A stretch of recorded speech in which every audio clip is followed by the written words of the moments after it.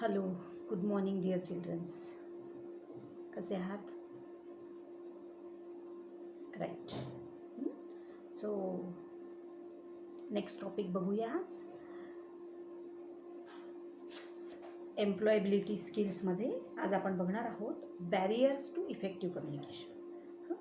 आतापर्यंत आपण types of communications बघितले, visual, verbal, non verbal, how to use it effectively सगळं बघितलं आपण. Right.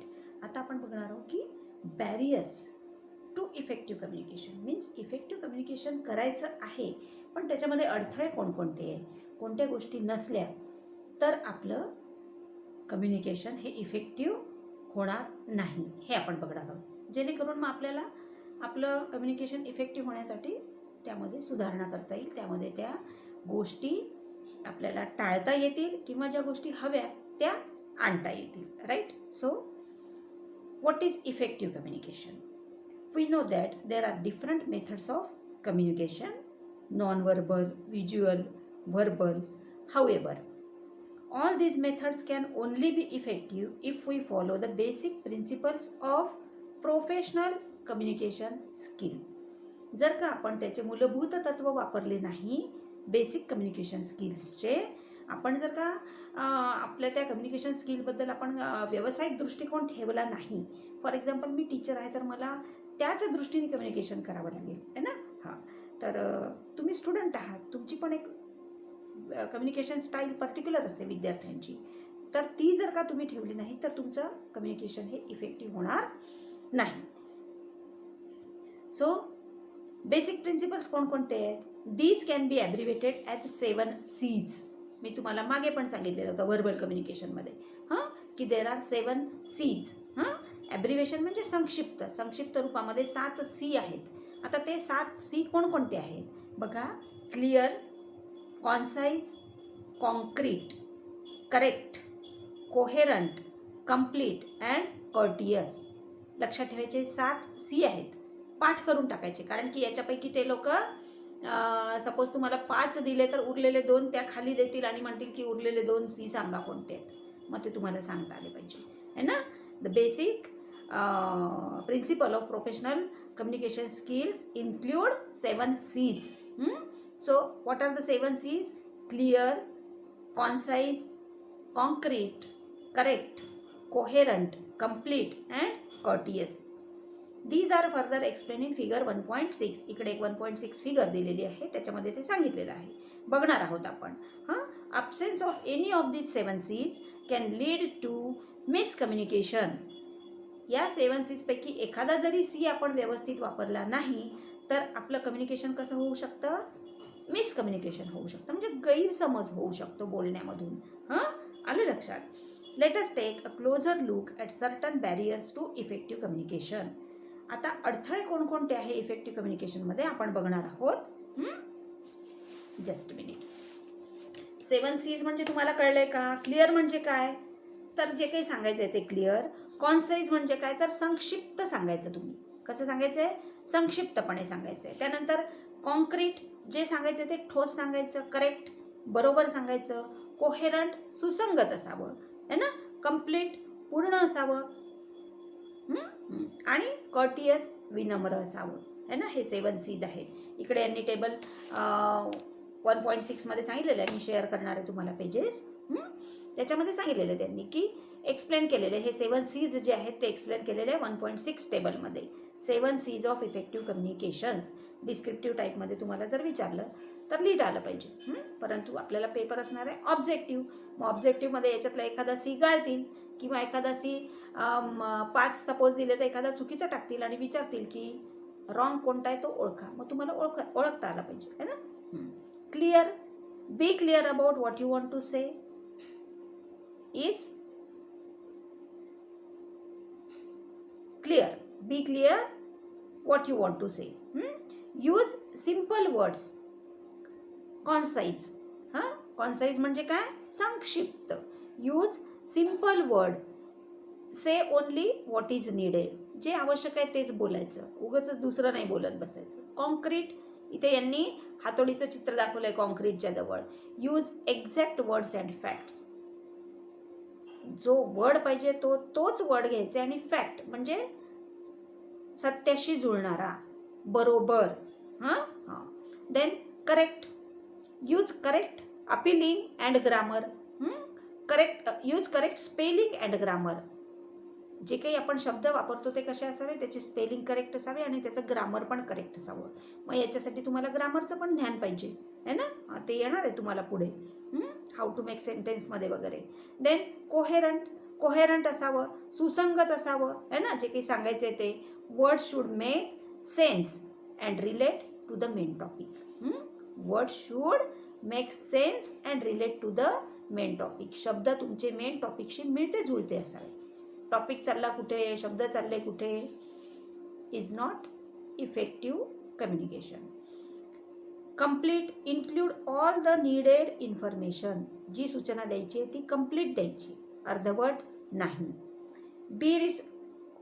Courteous, be respectful, friendly and honest. कसं असायला पाहिजे तुम्ही, be respectful, friendly and honest.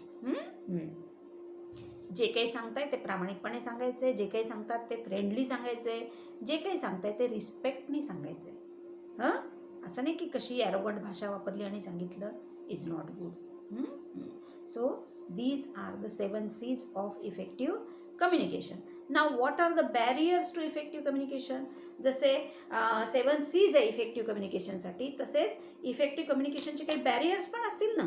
प्रत्येक गोष्टीमध्ये काही अडथळे असतात, मग ते अडथळे आपल्याला पार करावे लागतात है ना. त्या अडथळ्यांना पार करायचं असतं आणि तरीही आपल्याला चांगलं कार्य करायचं असतं, चांगलं बोलायचं असतं, चांगलं मेंटेन करायचं असतं, हो की नाही.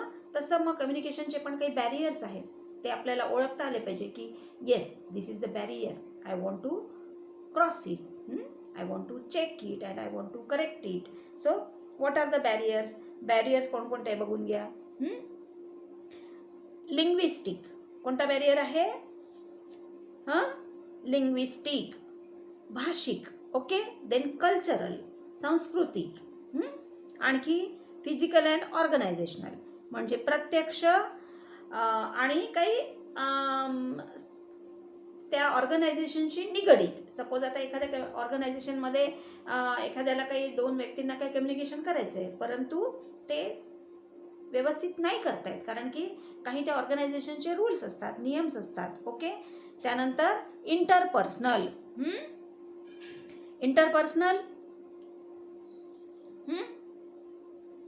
सांगा, आपसातलं. ओके. आपसामधले, आपापसात. राईट.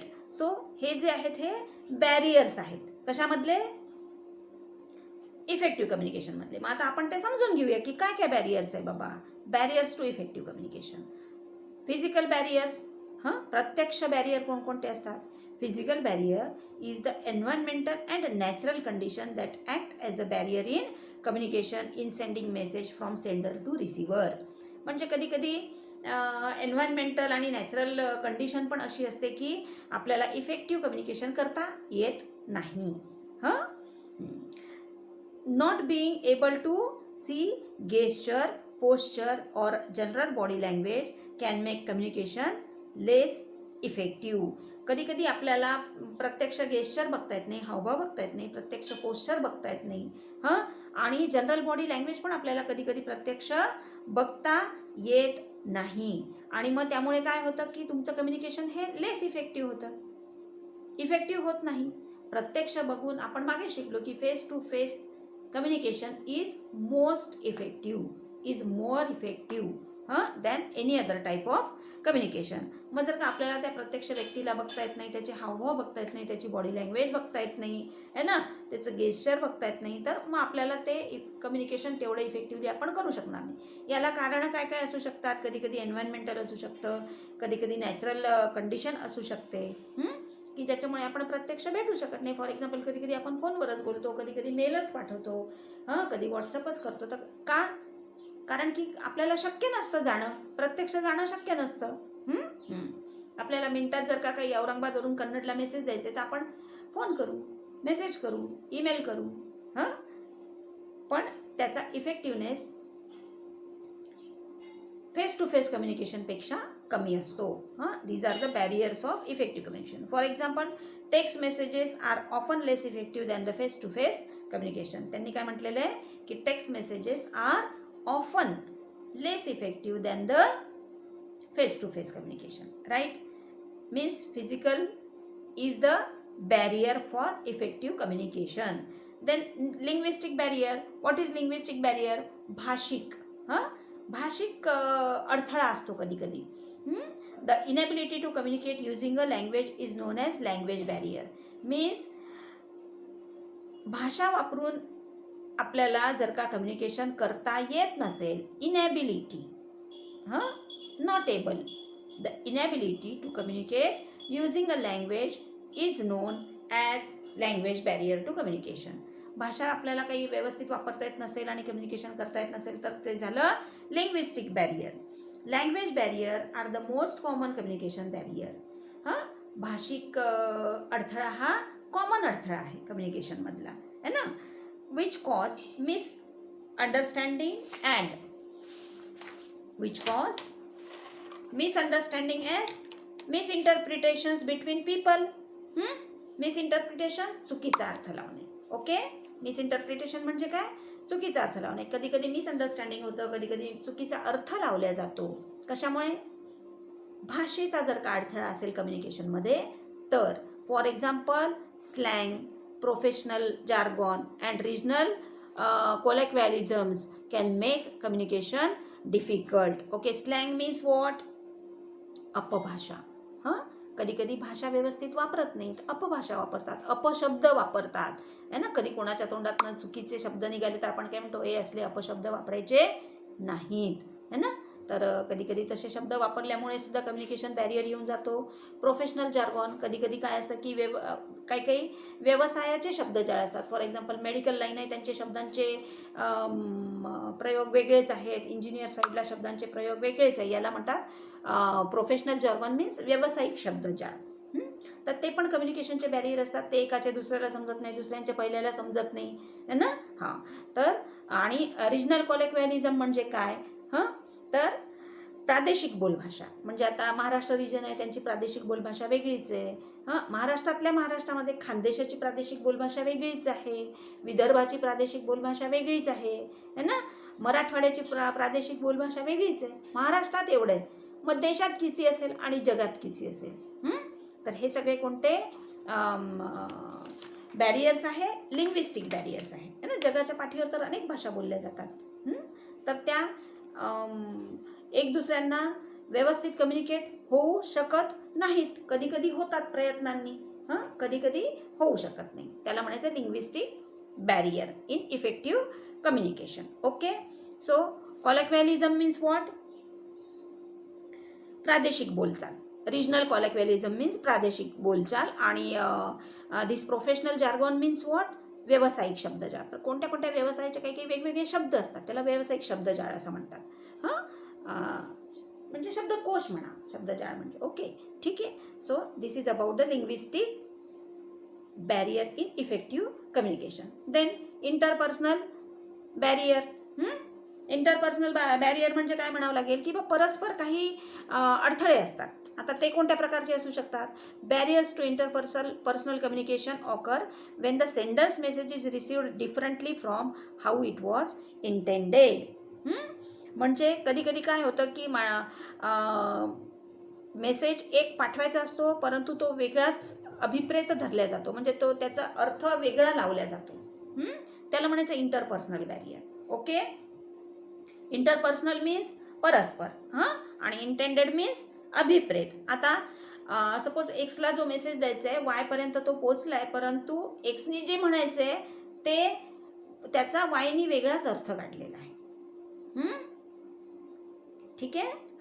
तर असं याला म्हणायचं इंटरपर्सनल बॅरियर. ठीक आहे.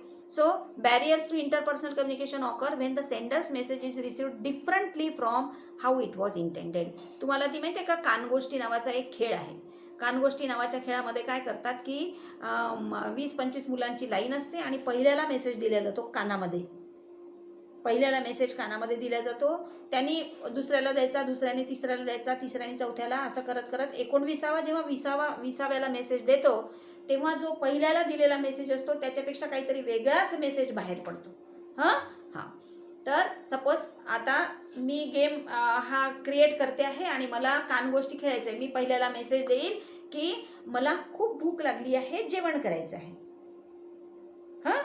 तर मी कानात सांगितलं, त्याच्यामुळे मी पहिल्याला जे सांगितलं त्याला नीट ऐकू गेलं तर ठीक, नाही तर तो वेगळं सांगेल. पहिल्याने दुसऱ्याला ऐकू गेलं तर ठीक, नाही तर तो वेगळंच सांगेल. इंटरपर्सनल बॅरियर आहे ना.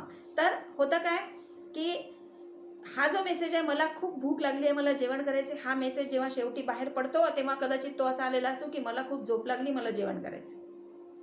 काय झालं? हे इंटरपर्सनल बॅरियर झालं.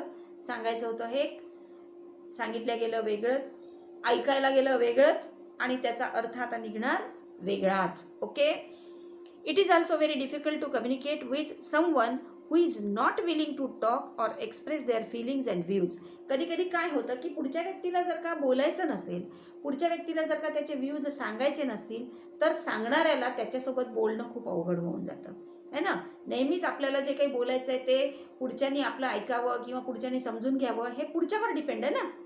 म्हणून मग सांगणाऱ्याला अवघड जातं, कम्युनिकेट करणं अवघड जातं. फॉर एक्झाम्पल, आता मला तुम्हाला फार जीव तोडून शिकवायचं आहे. 3-4 दिवस झालेत मी व्हिडिओ पोस्ट केलेले आहे, परंतु ॲक्च्युअल आपल्या वर्गामध्ये जेवढे मुलं आहेत तेवढे तर व्ह्यूज त्याला यायला हवे होते, म्हणजे तेवढे तर बघायला हवे होते. मी माझ्या फ्रेंड्सला वगैरे पण सेंड केलेले आहेत. तर नाही आलेत व्ह्यूज तेवढे. त्याचं कारण म्हणजे काय की मला तुम्हाला जीव तोडून सांगायचं आहे, परंतु ते तुम्हाला तेवढे यांनी अभ्यास करायचा असला तर तुम्ही ते ऐकाल, तर ते तुम्ही ऐकायला पाहिजे. कोणासाठी शिकवते, कोणासाठी सांगते, कोणासाठी व्हिडिओ पाठवते? तुमच्यासाठी. याच्या आधी मी कधी असा प्रयत्न कधीच केलेला नाही आहे किंवा मला कधी तशी गरज वाटली नाही. माझा विषय फिजिकल एज्युकेशन आहे, ग्राउंडवर काम असतं, सगळं फील्ड ड्युटी असते. फार तर गेम्सची थिअरी जी आहे ती आम्ही प्रॅक्टिकल करताच मुलांची पक्की करून घेतो. फार थोडे नोट्स असतात वहीमध्ये, फार तुरळक असतात अगदी. पण आता हे जे थिओरॉटिकल फिजिकल ॲक्टिव्हिटी ट्रेनरविषयी तुम्हाला घेतलेला गेलेला आहे, तर त्याच्यामध्ये तुम्हाला हे एम्प्लॉयबिलिटी स्किल आणि स्पेसिफिक सब्जेक्ट स्किल थिओरॉटिकल पार्ट आहे, शिकावाच लागेल, अभ्यास करावा लागेल, व्हिडिओ बघावे लागतील. तर ती तुमच्या बाजूने पण तयारी पाहिजे तशी. तर त्याच्यामुळे बघत चला, वाचत चला. Okay. So it is also very difficult to communicate with someone who is not willing to talk or express their feelings and views.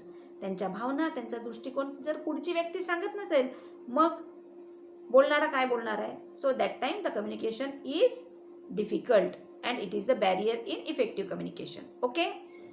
Stage fear, lack of will to communicate, personal differences can create interpersonal barrier to communication. Stage fear, स्टेजवर जायची भीती वाटते कोणाला, मग ते काय communicate करू शकतील? नाही करू शकणार, है ना. Lack of will to communicate, कधी कधी बोलायची इच्छाच नसते, सांगण्याची इच्छा नसते. Lack of will to communicate. Personal differences, कधी कधी आपसी मतभेद असतात. कधी कधी आपसी मतभेद असतात. Can create interpersonal barrier to communication. ह्या सगळ्या गोष्टी इंटरपर्सनल बॅरियर्स निर्माण करतात कम्युनिकेशनमध्ये. ओके. समजले तुम्हाला? मी एक्झाम्पल देत असते, ॲक्च्युअल ती फॅक्ट सपोज तुम्ही करताय अभ्यास, मी केवळ एक्झाम्पल दिलं तुम्हाला. बघत चला, व्हिडिओ बघा, अभ्यास करा. ओके. कम्युनिकेट करा बेटा. हे इंटरपर्सनल बॅरियर्स नको यायला आपल्या कम्युनिकेशनमध्ये, हो ना. So next barrier is organisational barrier. तो संस्थात्मक अडथळे काही असू शकतात. Organisations are designed on the basis of formal hierarchical on the basis of formal hierarchical structures that follow performance standard. Okay. म्हणजे कधी कधी हे जे ऑर्गनायझेशन्स असतात ना, ते कसे डिझाईन केलेले असतात? On the basis of formal hierarchical structure, म्हणजे श्रेणीबद्ध त्यांची योजना असते, वर्गीकरण असतं, क्लासिफिकेशन असतं. That follow performance standard. कशासाठी? परफॉर्मन्स स्टँडर्ड फॉलो करण्यासाठी त्यांची श्रेणीबद्ध रचना असते ऑर्गनायझेशन्सची, है ना. हायरार्किकल स्ट्रक्चर्स में श्रेणीबद्ध रचना, classification. Okay. So to follow performance standard, rules and regulations, procedures, policies, behavioural norms, इतक्या सगळ्या गोष्टी त्यांच्यामध्ये असतात. त्यांचे रूल्स अँड रेग्युलेशन्स वेगळे असतात, त्यांच्या पद्धती वेगळ्या असतात, त्यांच्या पॉलिसीज वेगळ्या असतात, त्यांचे बिहेवियरल नॉर्म्स वेगळे असतात. फॉर एक्झाम्पल आपले नवोदयचे पण काही रूल्स अँड रेग्युलेशन्स आहे. आपली नवोदय विद्यालय समिती जी आहे ती ॲटॉनॉमस आहे ना. म्हणजे दो आम्ही सेंट्रल गव्हर्नमेंटचे एम्प्लॉई असू तरी पण आमचे जे आमच्यासाठी जे नियम बनवलेले आहे आम्हा एम्प्लॉईजसाठी, तर ते नवोदय विद्यालय समितीने बनवलेले आहे. कारण की ती एक ऑर्गनायझेशन आहे ना.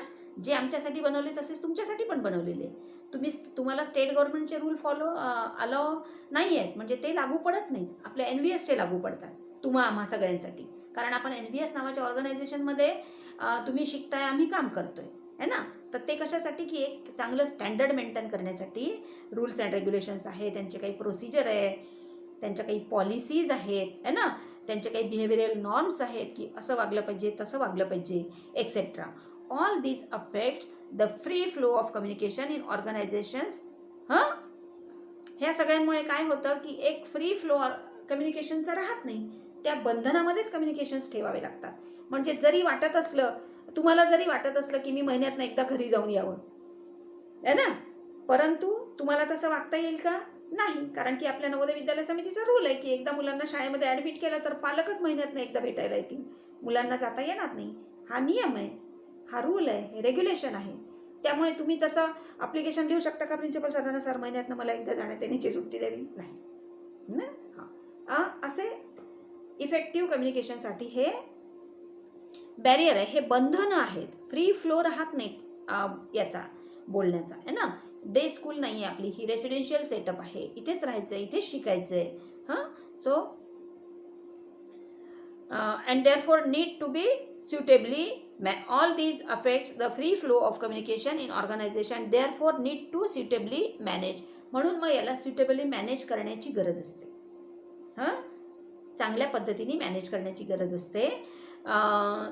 Superior subordinate relationship is formal in a formal organisational structure can be a barrier to free flow communication. म्हणजे कसं आहे की कोणी सुपेरियर असतं, कोणी सबऑर्डिनेट असतं, म्हणजे कोणी मेन आहे, कोणी त्याचे सहाय्यक आहे. तर हे जे नाते आहे संस्थांमधले, याच्यामुळे काय होतं की in a formal organisation structure can be a barrier to free flow communication.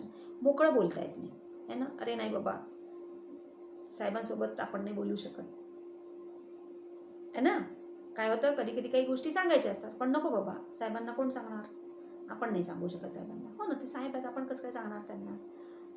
These are the communication barrier. माहिती असतं की बोलायचं आहे, ते संस्थेच्या हिताचं आहे, ती चांगली गोष्ट आहे, परंतु नाही बोलू शकत. कम्युनिकेशन बॅरियर आहे. एक आपलं पद आहे, त्या पदापुरतंच आपले अधिकार आहेत, त्यापेक्षा वरचे आपले अधिकार नाही बोलू शकत आपण. कारण की ते संस्थेने असे नियम लागू करून दिलेले आहेत है ना. ठीक आहे. So these are the communication barriers. Also sometimes due to the stringent rule. Okay, कडक नियम असतात कधी कधी. स्ट्रेंजंट मीन्स कडक. Due to the stringent rules the employ find it difficult to communicate with their peers too. कधी कधी काही ठिकाणी इतके कडक रूल आहेत की आपसामध्ये सुद्धा बोलू शकत नाही. तुमचे समवयस्क पियर्स, तुमचा जो पियर ग्रुप आहे, जसे मुलांसोबत, शिक्षकांसोबत, यांना सुद्धा आपसामध्ये फ्री बोलता येत नाही. इतके कडक काही ठिकाणी रूल आहेत. So these are the organisational barrier in effective communication. Then next one is cultural barrier. Cultural barrier सुद्धा असू शकतात. Cultural barrier is when people of different cultures are unable to understand each others custom. अगर हम एक दूसरे का custom नहीं समझ पाएंगे तो वो तो बैरियर हो गया ना. सपोज अभी कल परसों ही देखो, ईद भी थी, कोजागिरी भी थी. हमको एक दूसरे के कल्चर को समझना चाहिए. जो ईद मना रहे उन्हें विश करना चाहिए, wish you happy Eid end all this things. जो कोजागिरी मना रहे उनको wish you happy Kojagiri end all this thing. आणि एक दूसरे का सम्मान करना चाहिए, एक दूसरे का रिस्पेक्ट करना चाहिए, एक दूसरे के कस्टम को समझना चाहिए, तो ही इफेक्टिव होगा communication. Otherwise no. Okay. Cultural barrier is when people of different cultures are unable to understand each others custom resulting in inconvenience and difficulties. क्या होता है, अगर हम एक दूसरे को नहीं समझ पाएंगे तो इनकन्वीनियंस होगा, हम सहज नहीं रह पाएंगे है ना. हमारे रहने में, बोलने में सहजता नहीं रहेगी है ना कहीं ऐसे हम लोग ये रहेंगे कि रिस्ट्रिक्ट रहेंगे, कुछ कुछ दबाव में रहेंगे, वो नहीं होना चाहिए। सहजता होनी चाहिए हमारे बर्ताव में, है ना। So people sometimes make stereotypical assumptions about others based on their cultural background. People sometimes make stereotypical assumptions about others based on their cultural background. कभी कभी क्या होता है कि हम एक दूसरे के बारे में गलत फहमियाँ पाल लेते हैं, है ना। स्टीरियोटिपिकल, रूढ़िवादी, है ना। जो रूढ़िवादी लोग हैं तो वो कुछ अपनी अजम्पशंस दिल में बना के रख देते हैं कि ऐसे होना चाहिए, ऐसे होता है, ऐसा करने से ऐसे होगा। हाँ, तो उनका जो कल्चरल बैकग्राउंड होता है ना, उसके हिसाब से उन लोगों में कुछ स्टीरियोटिपिकल अजम्पशन्स होते हैं।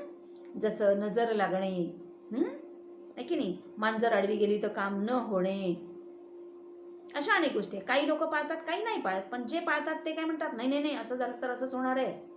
हां, ओके. ते दाराला लिंबू बिंबू, मिरच्या बिरच्या बांधणे, अनेक गोष्टी आहेत अशा की ज्याच्या मागे काही रूढीवादी संकल्पना आहेत.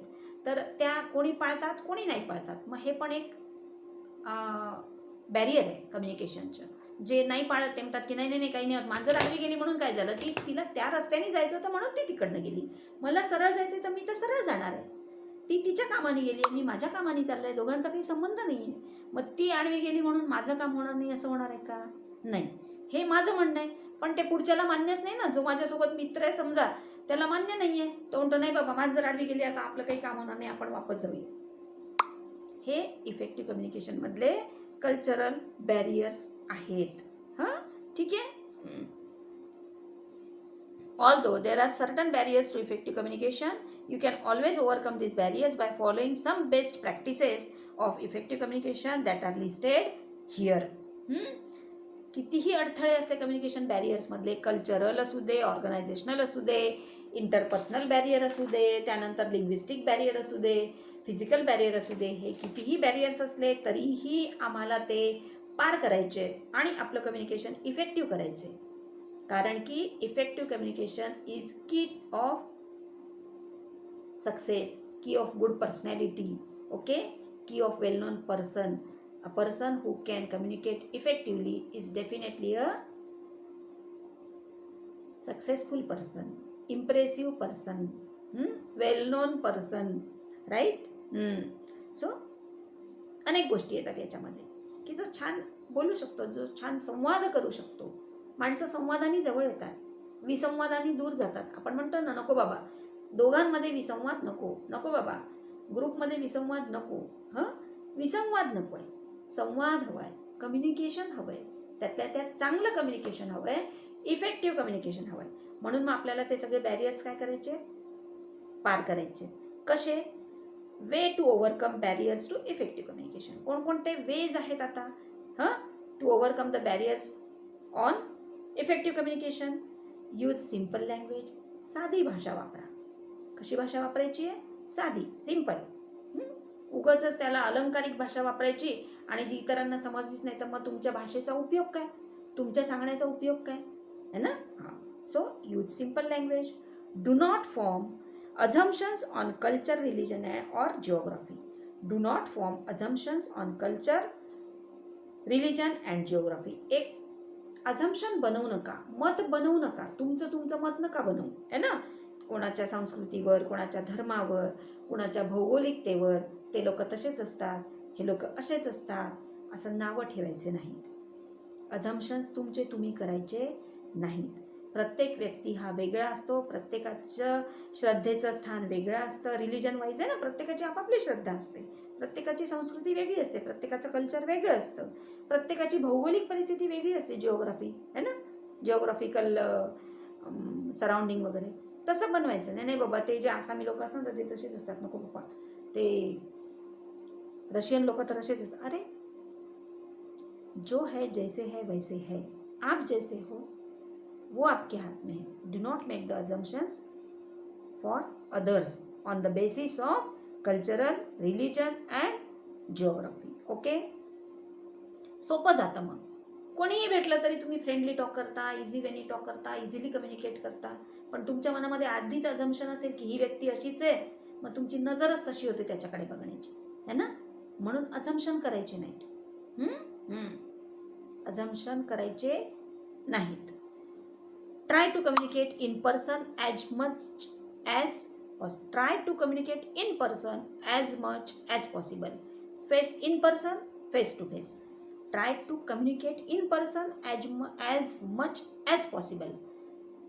होता होई तो फेस टू फेस कम्युनिकेशन करण्याचा प्रयत्न करायचा. Use visuals. म्हणजे दृष्टी है ना, दृष्टी कशी ठेवायची आहे, चांगली ठेवायची आहे बोलताना. ओके. देन प्रत्यक्ष बोलायचं. Take help of translator to overcome differences in language. जर का तुमची भाषा वेगळी असेल तर तुम्हाला काय वापरता येतं, ट्रान्सलेटर वापरता येतो. जिथे कुठे तुमची भाषा फारच वेगळी आहे, समजूच शकत नाही, तिथे तुम्हाला ट्रान्सलेटर यूज करता येतो. मिसकम्युनिकेशनपेक्षा काय चांगलं आहे की ट्रान्सलेटर यूज करणे. Okay. Then be respectful to others opinion. दुसऱ्यांच्या मताबद्दल तुम्ही आदर ठेवला पाहिजे. असं नाही की जे मला वाटतं तेच वाटतं आणि दुसऱ्यांना वाटतं ते शून्यच आहे किंवा ते निरर्थक आहे, असं नाही. प्रत्येकाच्या मताला काही ना काही किंमत असते. कोणाचंच मत शून्य नसतं. जसं आता माझ्या मताला किंमत आहे तर तुमच्या पण मताला किंमत आहे ना. तुम्ही छोटे जरी असलात, मी 53 वर्षाची आहे, तुम्ही माझ्यासमोर 15, 16, 17 वर्षाची मुलं असलात, तरीही तुमच्या मताला किंमत आहे आणि तुमच्या मताचा रिस्पेक्ट मी ठेवला पाहिजे. हा माझा धर्म आहे ना. हे माझं हे माझं कर्तव्य आहे. ओके. की मी रिस्पेक्ट ठेवला पाहिजे. तुम्ही माझ्यासमोर वयाने छोटे जरी असलात तरी पण तुम्हाला पण एक मत आहे, त्या मताचा मी आदर ठेवला पाहिजे. मी ठेवला पाहिजे तसा सगळ्यांनीच ठेवायला पाहिजे. तुम्ही पण ठेवायला पाहिजे. तुम्हाला जरी वाटत असलं की नाही बाबा आमचंच बरोबर, तर कधी कधी मॅडमचंही बरोबर असू शकतं, कधी कधी सरांचंही बरोबर असू शकतं, कधी कधी तुमच्या भावंडांचंही बरोबर असू शकतं, आईवडिलांचंही बरोबर असू शकतं. आईवडील बघा आपल्या मताला किती किंमत देतात. देतात की नाही. आपण तर आईबाबांच्या पुढे खूप लहान असतो.